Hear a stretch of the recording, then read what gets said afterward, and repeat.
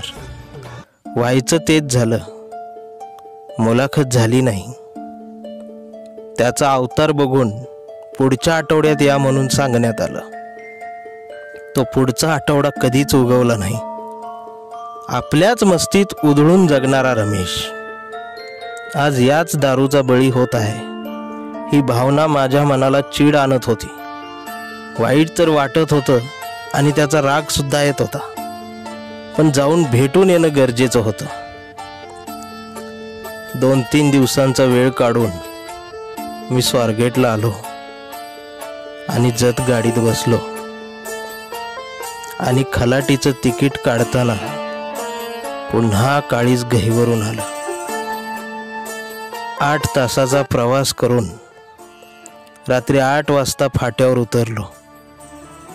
कुत्री भुंकत होती. दोन्ही बाजूला डोंगर होते. अंधार होता. तिथून 2 ते 2.5 किलोमीटर चालत जायचं म्हणजे भयंकर होतं. पण गावातली बरीच पोरं ओळखून होती. वाटलं कुणीतरी येईल एखादा. पण वाट पाहणं धोक्याचं होतं. म्हणून हातात 2 दगडं घेऊन मी चालू लागलो. घर जवळ येत होतं तसं मन भरून येत होतं. जागा असेल की झोपला असेल रमेश, आपल्याला बघून काय म्हणेल असे प्रश्न मनात घोळत असतानाच त्याच्या घराजवळ आलो. उंबऱ्याजवळ आलो. दार बंद होतं. वाजवलं आणि मल्हारी नानानं म्हणजे रमेश मामाच्या वडिलांनी दार उघडलं. घरात लाईट नव्हती. रॉकेलवर जळणारी चिमणी दिवळीत ठेवलेली होती. अंधारात मला नानानं ओळखलं नाही. कोण पाहुणं म्हणायचं तुम्ही? तसा मी म्हणालो, नाना मी आहे, कवठ्याच्या जयाचा पोरगा नितीन. ओळखलं का? तसा नाना म्हणाला, अरे वागा ये की आत. असं म्हणून नानानं आत वडलंच. सजाई झोपली होती. नानानं तिला उठवलं. मी आल्याचं सांगितलं तशी अंथरुणातून उठली आणि रडत रडत हुंदके देत माझ्या गालाचं मुकं घ्यायला लागली. रमेशला 2 मुली आणि 1 मुलगा. तिघेही तिथंच झोपलेले होते. लेकरं बिचारे नाना असं बोलणं स्वाभाविक होतं. कारण मुलाचं कुठलंच कर्तव्य रमेशनं पार पाडलेलं नव्हतं. पण नानांच्या सहज सगळ्यांचे डोळे भरून आले होते. रमेश हा कलावंत फक्त कलेसाठी, कवितेसाठी, विनोदासाठी, लोकांच्या सुखासाठी आणि ढोलकीसाठी, संगीतासाठी जन्माला आलेला एक अवलिया माणूस होता. हाच नियतीनं या कुटुंबावर केलेला सर्वात मोठा अन्याय होता. मला त्याला बघायची फार इच्छा झाली होती. बाजूला एक खोली होती. खोली कसली, छप्परच. रमेश मामा तिथं होता. झोपला होता बहुतेक. 2-3 दिवसातून पेलाभर दूध यावरच जिवंत होता. कारण इलाज तर होत नव्हता. खाल्लेलं काही पचत नव्हतं. आता फक्त त्याच्या मरणाची वाट पाहत अडकून बसलेलं हे कुटुंब पाहून काळीज फाटत चाललं होतं. सजाईनं 2 बाजरीच्या भाकरी आणि तव्यात परतलेलं वांग ताटात वाढलं. हातपाय धुतले आणि अर्धीच भाकरी खाल्ली. तिच्या हातचं काही कधी काळी आवडीनं खाणारा मी आज घासच उतरत नव्हता. नाना म्हणाले, आता झोप, सकाळी भेट त्याला.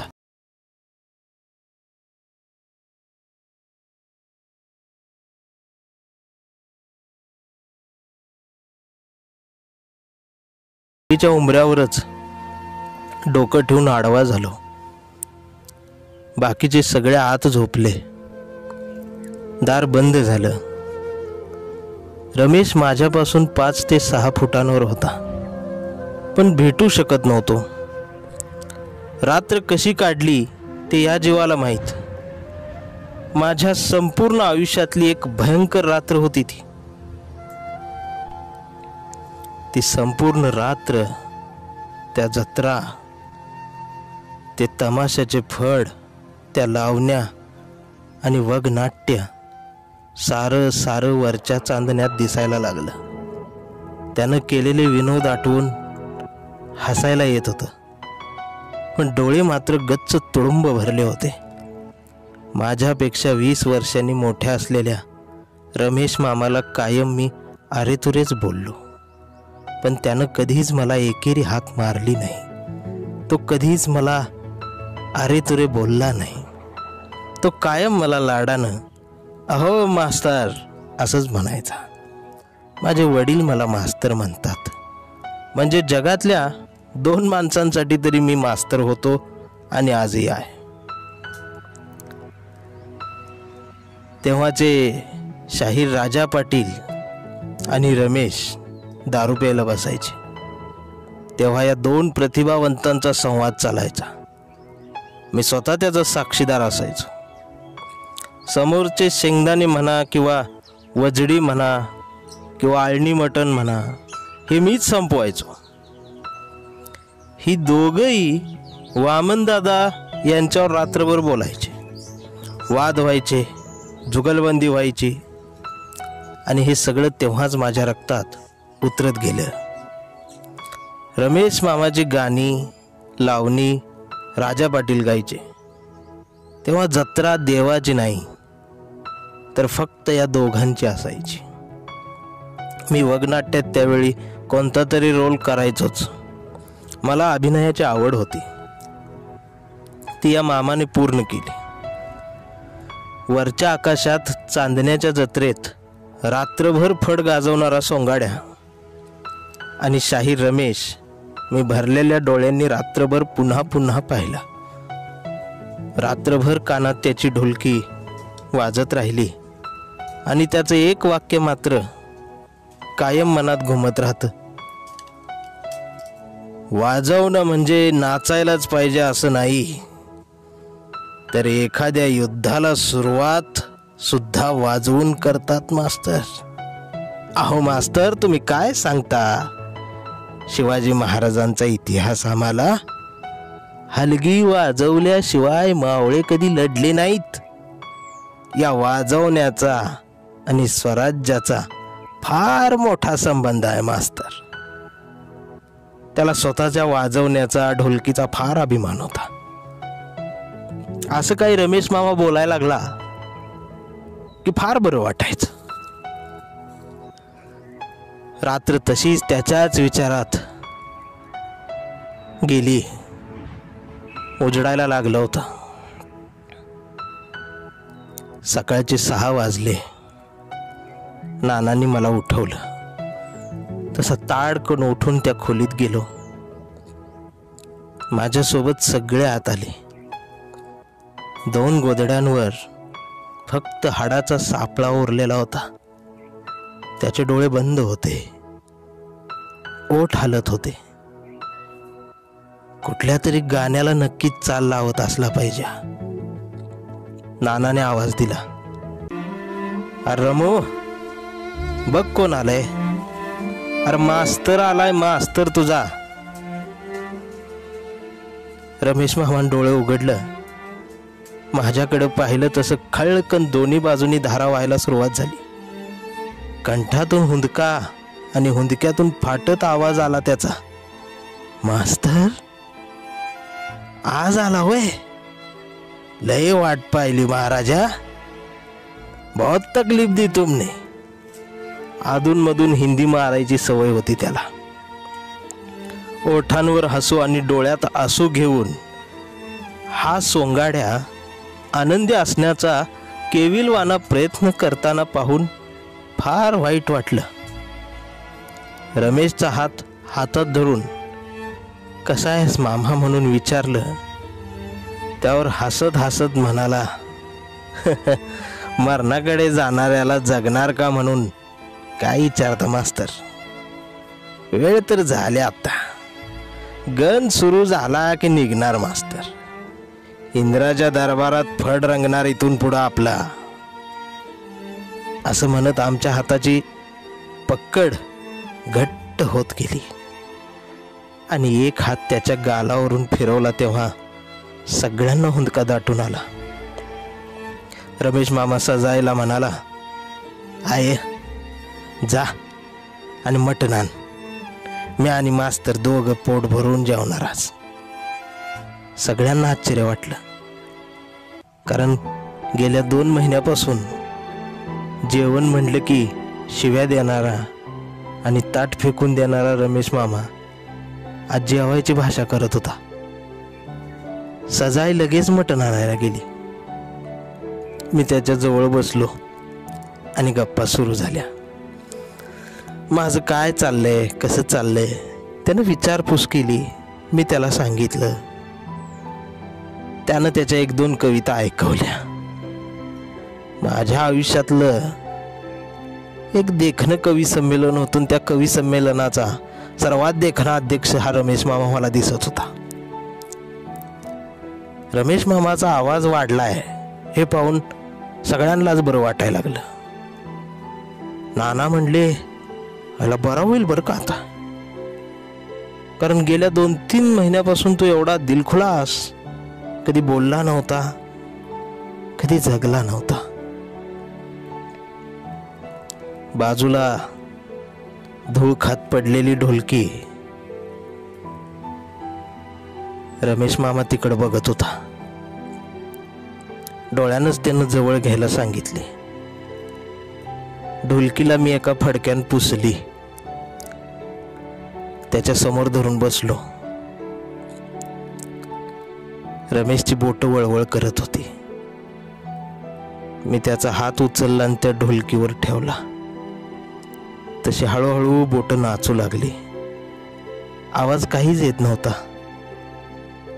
उशीखाली वामनदादा कर्डकांचं तुफानातले दिवे हे पुस्तक होतं. ते कायम असायचं. आणि मामा म्हणाला, मास्तर आज तुम्ही एक क्वार्टर सांगायचे आपल्याला, चकण्याला आळणी आहे ना. मी रागानं बघायला लागलो त्याच्याकडं. तसा रमेश मामा म्हणाला, मला पिऊ द्या मास्तर, मास्तर पिऊ द्या हो 2 घोट, जगू द्या. लई दिवस झालं जगलोच नाही, मरणाची वाट बघत पडलोय, अमृत पिऊ द्या हो. 2-4 शिव्या द्यायची इच्छा असतानाही मी मान डोलावली आणि बाहेरच्या एका पोराला खबर दिली. त्यानं लगेच सोय केली. मटण शिजलेलं होतं. पॅक भरला. रमेश मामा भिंतीला टेकून बसलेला होता. स्टीलचा ग्लास तोंडाला लावत, तोंड वाकडं करत पहिला पॅक मारला आणि डोळे मिचकावत म्हटला, मास्तर मजा आली, मास्तर मास्तर लई मजा आली, तुम्ही आला लई बरं झालं. आज मोकळा होणार, मी मोकळा होणार. त्याच्या बोलण्याचा अंदाज लागत नव्हता मला. समोर ताट भरून आळणी मटण, मटणाचं बारीक मऊ तुकडं केलेलं होतं सजायनं. त्यानं चखना म्हणून खायला सुरुवात केली. मलाही खाण्याचा इशारा केला. मी पण सुरुवात केली. बाजूच्या खोलीत सजायनं फोडणी दिली होती. वास घुमत होता. रमेश मामाला वास आला आणि म्हणला, मास्तर मटण खाऊ तर आमच्या आईच्या हातचंच. काय म्हणता मास्तर? असं म्हणत त्यानं टाळीला हात पुढं केला, पण टाळी न देता तोच हात मी गच्च धरला आणि हंबरडा फोडला. रमेश मामा म्हटला, मास्तर रडायचं नाही बरं का. हे रडायचं नाही अजिबात. मी जातो, फड रंगवतो, त्या इंद्राला पटवतो, तुमच्या नावाचा वशिला आधीच लावून ठेवतो. तुम्ही इथलं मैदान जिंकून या की वर, मग निवांत तुमची मिरवणूक तिथंच काढणार मी. असं म्हणत तो खळखळून हसता झाला आणि मी त्याच्या हसण्यात सामील झालो. क्वार्टर संपवली होती. शेवटचा पॅक हातातच होता आणि मामा म्हटला, चला मास्टर उभं राहा आणि ऐकवा एखादी कविता. मास्टर अशी कविता ऐकवा जी आमच्या जगण्यावर हसली पाहिजे. त्याचा नियम असा होता की कविता ही बसून म्हणायची गोष्ट नाही, उभं राहूनच कविता सादर करायची. याचा नियम मला चांगलाच माहित होता. मी उभा राहिलो आणि कविता बोलायला सुरुवात केली, ती त्याच्या जिंदगीवरची. शाहीर उठा, शाहीर उठा, बघा समाज पांगलाय आणि अजूनही एक कॉम्रेड वेशीवरच टांगलाय. जिंदगी जिंदगी जिंदगी डब बडवण्यात गेली. ही शोकांतिका नाही आपली शाहीर. अहो भाग्य लागतं, भाग्य डब बडवण्यात जिंदगी जाणं. अहो डब बडवण्यासारखं सुंदर काय या जगात.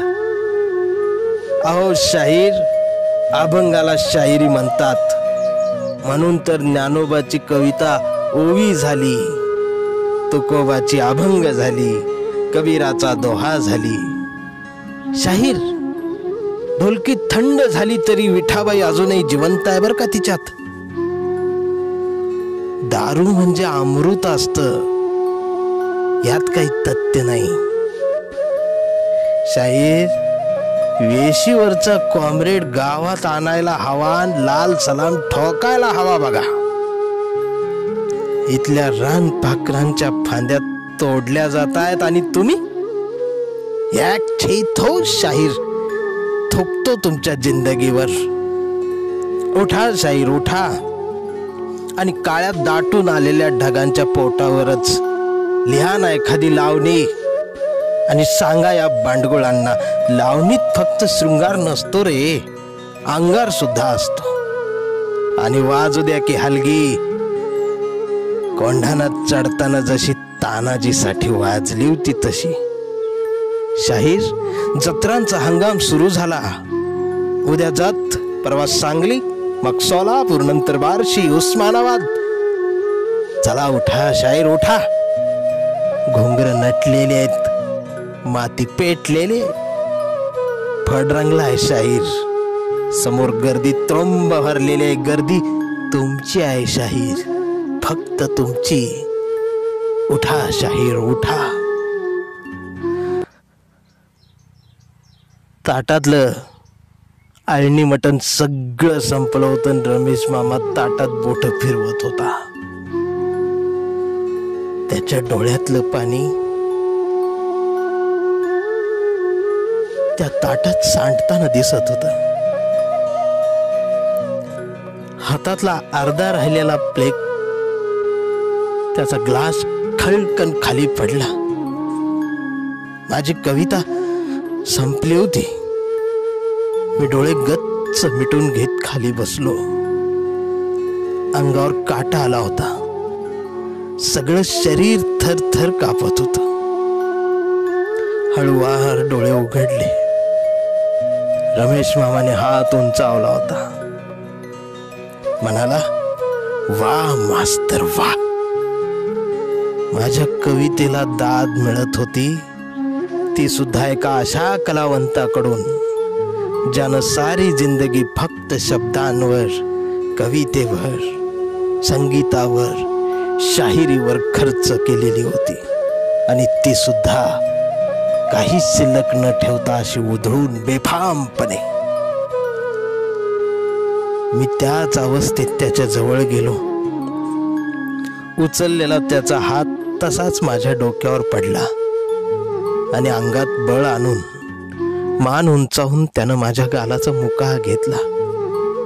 बघता बघता बरीच गर्दी जमली होती.